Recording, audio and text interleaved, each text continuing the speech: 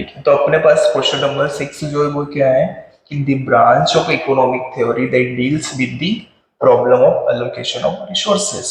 ठीक है, इसके पास ऑप्शन क्या क्या हमारे पास में माइक्रो इकोनॉमिक थ्योरी है, एक सेकेंड यदि बोला जाए तो मैक्रो इकोनॉमिक थ्योरी है, सी ऑप्शन इकोनोमेट्रिक्स है, और डी ऑप्शन मैंने बोला क्या ए और बी दोनों है क्या।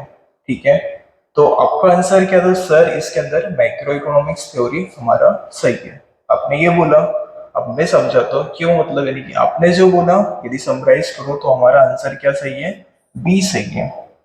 अब बी सही क्यों है, इसका सबसे बड़ा मेन रीजन तो हमारे पास में ये ब्रांच की बात कर रहा है। ठीक है, और मैंने आपको समझाया था कि जब माइक्रो इकोनॉमिक्स और मैक्रो इकोनॉमिक्स के बीच मेन डिफरेंस क्या है हमारे सामने, जो माइक्रो होता है वो एक छोटे लेवल पे बात होता है, एक यूनिट की बात हो रही है वहां पर, और जब मैक्रो इकोनॉमिक्स की बात की जा रही है तो वो पूरा होलसोल में चलता है। ठीक है, एग्रीगेट में चलता है वहां पर। तो अगर दी ब्रांच की प्रॉब्लम की बात हो रही थी तो हमारे पास में जो ऑप्शन सही रहेगा वो क्या रहेगा, मैक्रो इकोनॉमिक्स रहेगा। ना ही ये ऑप्शन डी सही है हमारे सामने, ना ही सी सही है, और ना ही ए सही है। ए क्यों सही नहीं है, क्योंकि छोटे लेवल पे बात नहीं हो रही है, यहाँ पे ब्रांच की बात हो रही है, तो बी हमारा राइट आंसर हो जाएगा। क्लियर हुआ ये। ठीक है, हम जाते हैं हमारे 7 क्वेश्चन पे, जो कि शायद सेम हो गया वो उसमें। अपन आते हैं क्वेश्चन नंबर 8 पे। तो क्वेश्चन नंबर 8 क्या बोलता है कि the definition science which deals with the, एक मिनट है ना, देख नहीं रहा क्वेश्चन, वापस से पढ़। The definition science which deals with the wealth of nation was given by. ठीक है, तो अपन ने क्या समझा है कि एक, याद हो अपन ने फर्स्ट चैप्टर जब चालू किया था उसमें मैंने वेल्थ ऑफ नेशन बताया था, कोई सी इकोनॉमी के टाइप के बारे में अपन पढ़ रहे थे। याद हो, कैपिटलिस्ट इकोनॉमी पढ़ा था, सोशलिस्ट इकोनॉमी पढ़ा था, और मिक्स इकोनॉमी पढ़ा था। ठीक है, कैपिटलिस्ट इकोनॉमी के बारे में क्या बताया था, जहां पर ओनरशिप क्या होती है, प्राइवेट ओनरशिप होती है वहां पर। ठीक है, फिर ये भी क्वेश्चन पूछा था आपसे मैंने कि इकोनॉमिक्स के जो फाउंडर है, ठीक है, फादर ऑफ इकोनॉमी किसे बोला जाता है, एडम स्मिथ। आवाज आनी चाहिए मुझे, किसे बोला जाता है, एडम स्मिथ। उन्होंने एक बुक्स लिख दी, याद हो तो, द वेल्थ ऑफ नेशन। कब लिखा था इसको, 1776 के अंदर। ठीक है, तो इस हिसाब से ये अपना जो आंसर है क्या सही होना चाहिए इसके अंदर, एडम स्मिथ। जिसका भी सी आंसर सही है वो राइट है इस टाइम पे। ए तो अपन ने कुछ पढ़ा नहीं एफर्ट मार्शल के बाद में, एसी के बारे में, जेबीसी के बारे में कुछ भी अपन ने देखा नहीं, तो अपना सही आंसर क्या है अभी, एडम स्मिथ। क्लियर हुआ, बढ़िया, आगे चले पर।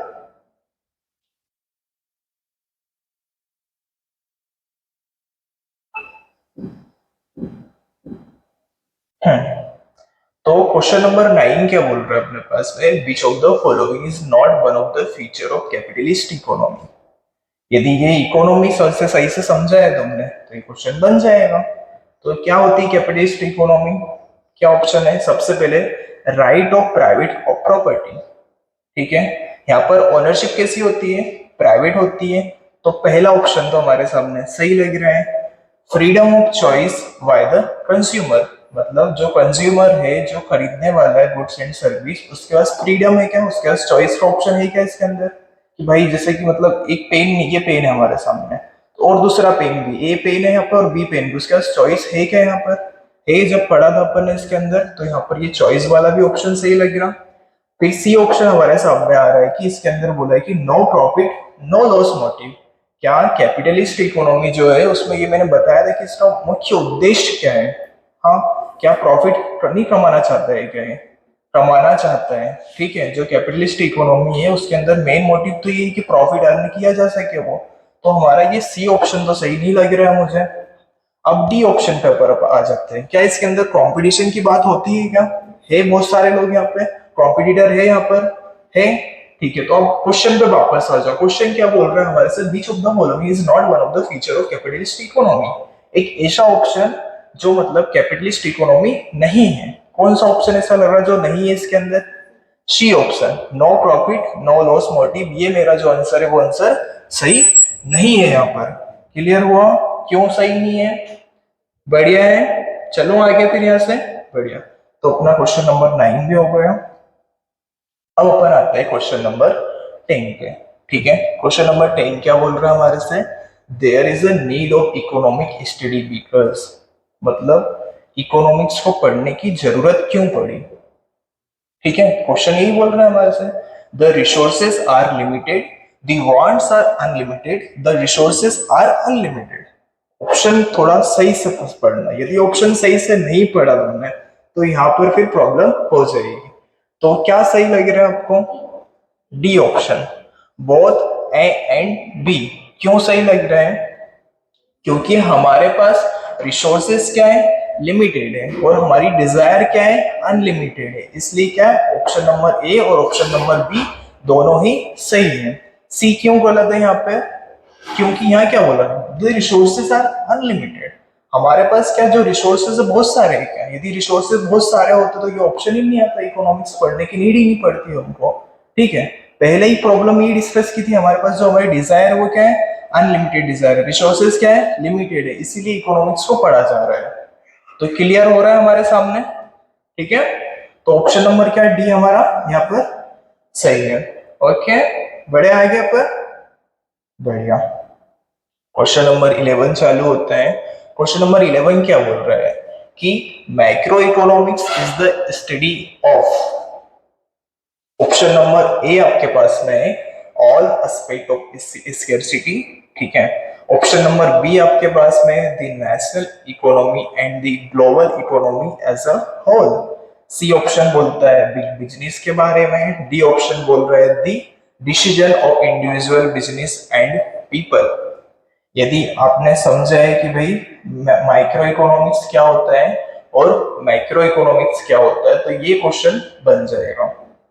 ऑप्शन नंबर क्या सही है आपके अकॉर्डिंग? यहाँ पर ऑप्शन नंबर हमारा सही है बी। ठीक है, बी क्यों सही है, क्या रीजन है उसके ऊपर? ये मैक्रो इकोनॉमिक्स क्या होता है? होल की बात होती है वहां पर। माइक्रो क्या बोलता है कि भाई एक यूनिट की बात हो रही है यहाँ पर। ठीक है, तो यहाँ पर हमारा ऑप्शन नंबर बी सही है। ए तो भाई पूरा ही कुछ अलग ही आउट ऑफ है, बिग बिजनेस है इसके अंदर। सी ऑप्शन भी गलत है। The decision of the individual, individual की बात कहां पर होती है? माइक्रो इकोनॉमिक्स के अंदर होती है। इसलिए ऑप्शन नंबर बी हमारा यहाँ पर सही रहेगा।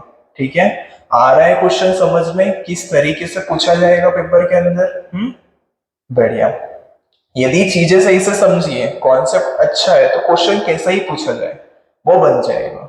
ठीक है, आगे और अच्छे अच्छे क्वेश्चन है हमारे सामने।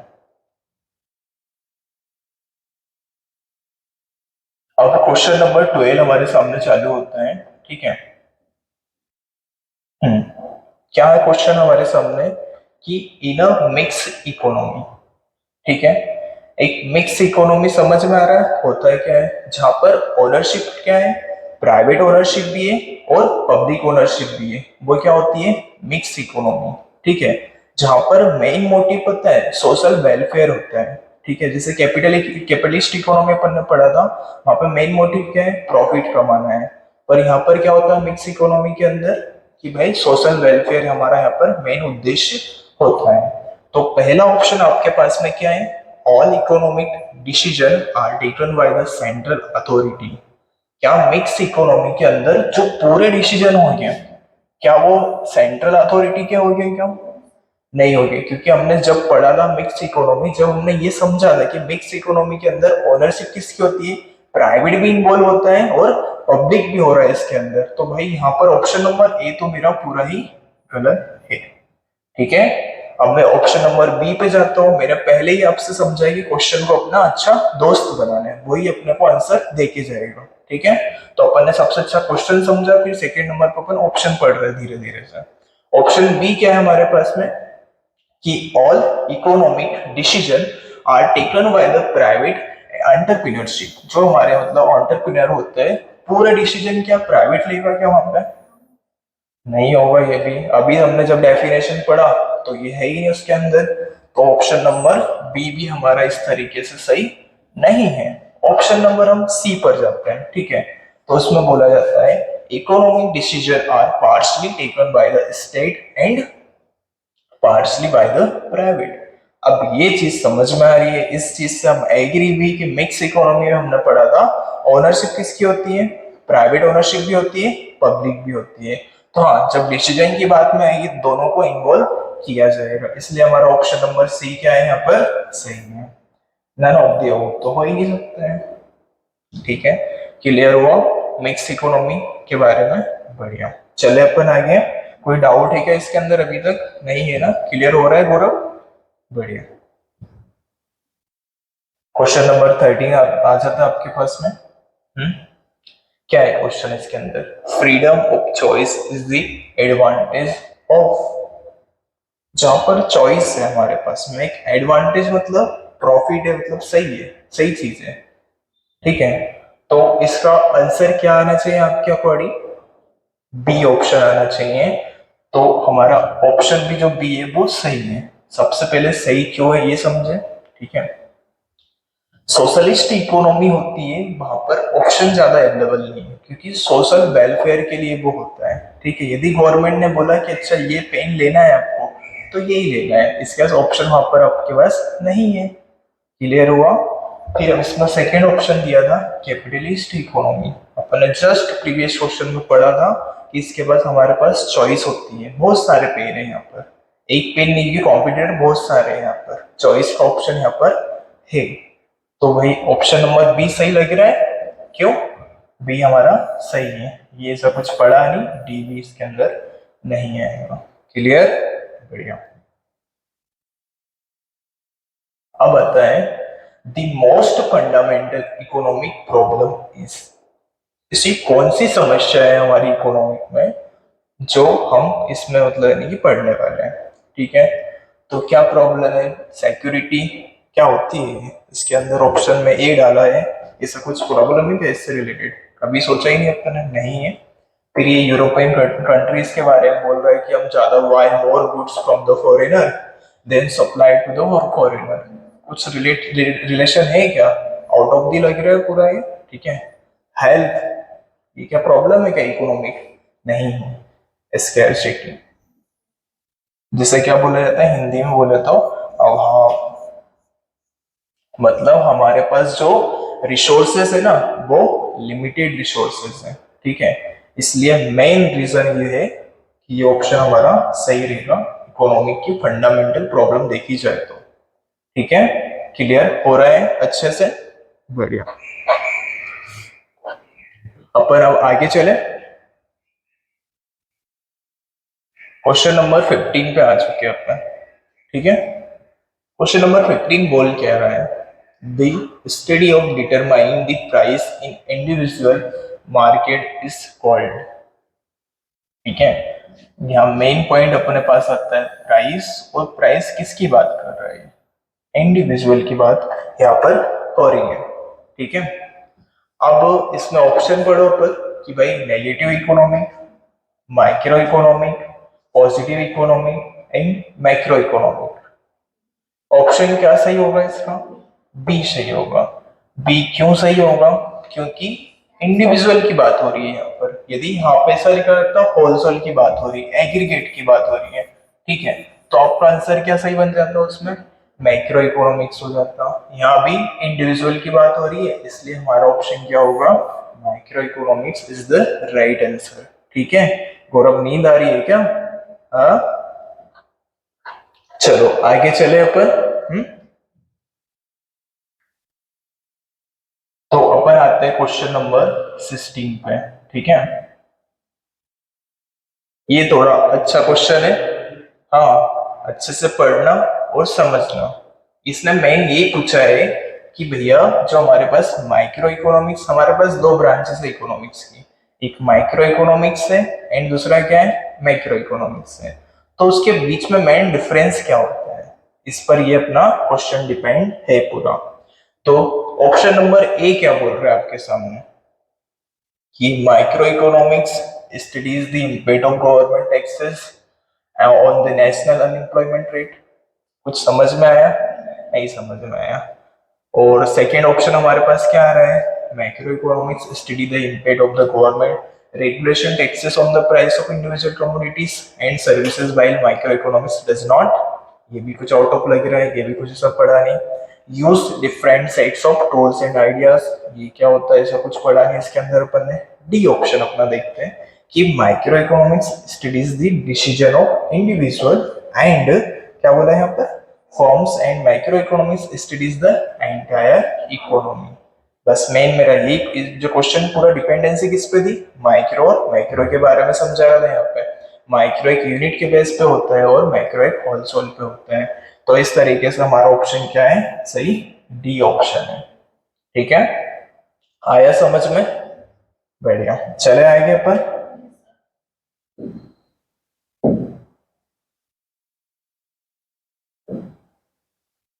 क्वेश्चन नंबर 17 आपके पास में है। ये क्वेश्चन है अब यहाँ से मॉनेटरी पॉलिसी का। ठीक है, जो अपन ने सेकेंड चैप्टर पढ़ा था। ठीक है, थोड़ा क्वेश्चन अच्छा है, यहाँ पर थोड़ा ध्यान से पढ़ना तभी समझ में आएगा। ठीक है, चलो क्वेश्चन क्या बोल रहे हैं हमारे सामने। The main objective of monetary policy in India is, मतलब मॉनेटरी पॉलिसी का मेन उद्देश्य क्या है। ठीक है, क्यों इसकी जरूरत पड़ रही है। हम्म, चलो मॉनेटरी पॉलिसी होता है क्या है। हाँ, किसके द्वारा बनाएंगे, मतलब एक कमेटी बनाई थी आरबीआई एक्ट 1934 के अकॉर्डिंग। ठीक है, जिसमें मॉनेटरी पॉलिसी को एक कमेटी बनाई।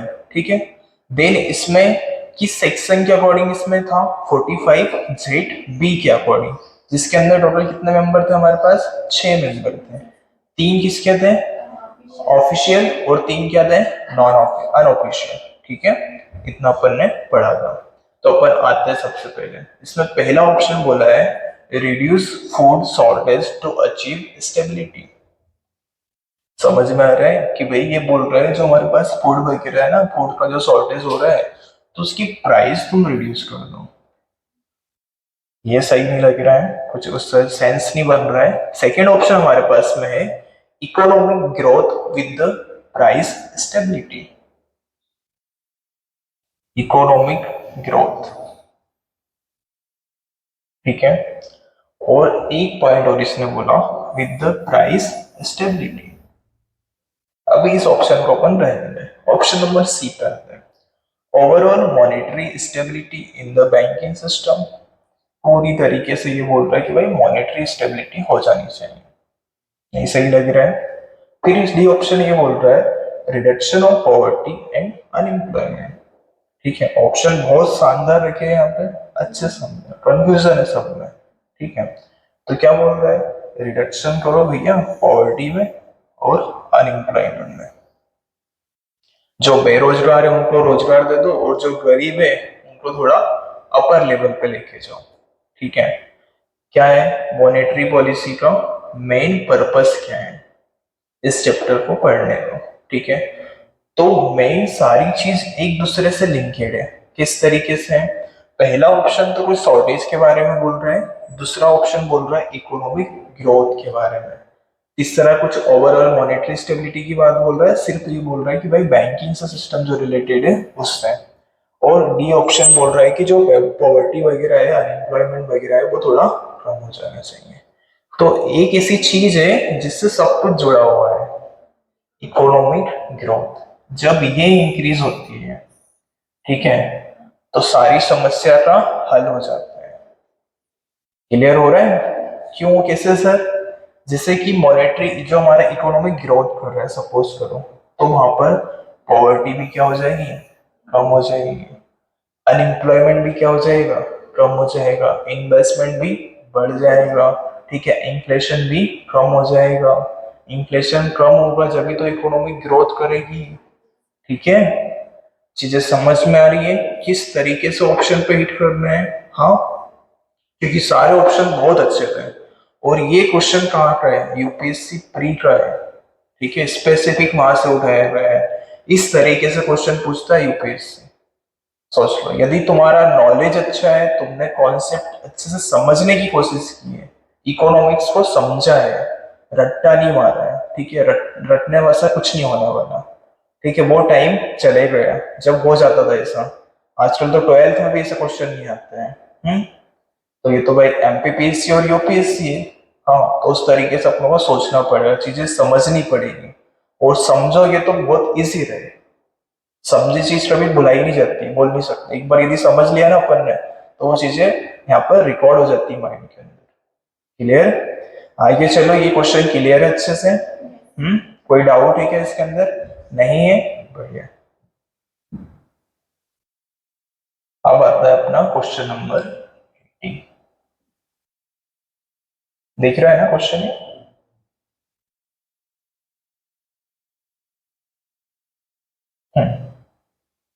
क्या बोल रहा है क्वेश्चन?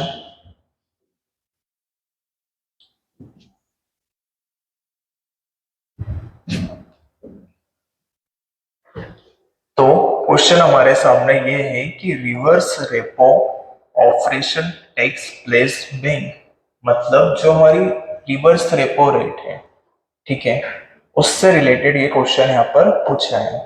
हाँ, सबसे पहले तो मुझे ये बता दो कि भाई रिवर्स रेपो रेट होता क्या है। हाँ, हमारा आंसर भी आ चुके हैं हमारे, पता है जो ऑनलाइन देख रहे हैं आंसर बोल दिया हमारे स्टूडेंट ने, ऑप्शन क्या है, ए सही है। ठीक है, अब मैं पूछता हूँ कि रेपो रेट पे सबसे पहले रिवर्स रेपो रेट होता है क्या, तभी आंसर दे पाओगे आप। हाँ, क्या होता है रिवर्स रेपो रेट?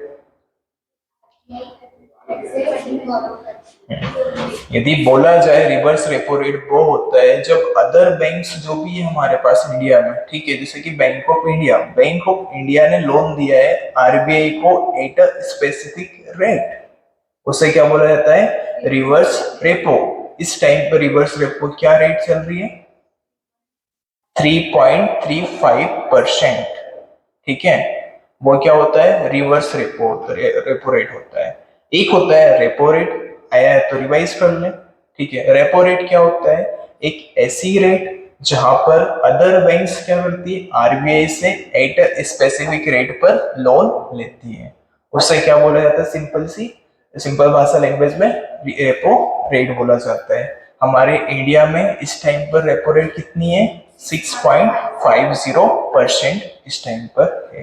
दोनों कॉन्सेप्ट क्लियर है, अच्छे से क्लियर है। ये सारा चीजें की क्यों जाती है, क्या नीड है, क्योंकि हमारी इकोनॉमिक ग्रोथ को देखा जाता है, कब इन्फ्लेशन ज्यादा हो रहा है, कब क्या प्रॉब्लम हो रही है, तो आरबीआई फिर इसको रेट को इंक्रीज करता है या डिक्रीज करता है, इनफ्लो और आउटफ्लो को कंट्रोल करने के लिए। ठीक है, अब अपन अपने क्वेश्चन पे आ जाते हैं। तो सबसे पहले अपन ने क्वेश्चन पढ़ा कि रिवर्स रेपो रेट होता है क्या है। तो हमारा आंसर आया है कि RBI borrow money from banks by giving them securities. ठीक है, ऑप्शन नंबर ए पढ़ते से ही मुझे सही लगा। ठीक है, बट ध्यान देना जब पेपर में जाओ, जब सारे ऑप्शन एक बार नजर देना है। ठीक है, ऐसा नहीं हो कि ऑप्शन नंबर बी में ऐसी लाइन कुछ लिख दे वो, और सी ऑप्शन ऐसा बोल दे कि ए बी दोनों, तो वहां आप मतलब यानी कि माइनस में चले जाओगे। ठीक है, तो इसलिए ऑप्शन को भी अच्छे से पढ़ना है, हर एक ऑप्शन को। सेकेंड ऑप्शन बोलता है कि भाई बैंक बोरो करता है मनी आरबीआई से, अरे यार ये तो रेपो रेट होता है, इसके अंदर ये चीजें नहीं आती है, तो बी तो मेरा गलत हो रहा है। सी ऑप्शन क्या बोल रहा है, फिर बैंक बोरो कर रहा है, ये भी गलत है, यहीं से पढ़ते से समझ में आ रहा है। ठीक है, ये भी गलत ऑप्शन है मेरे सामने। ये ऑप्शन थोड़ा देखो, आरबीआई बोरो, अब यदि इतना बढ़ता तो ये ऑप्शन भी सही है।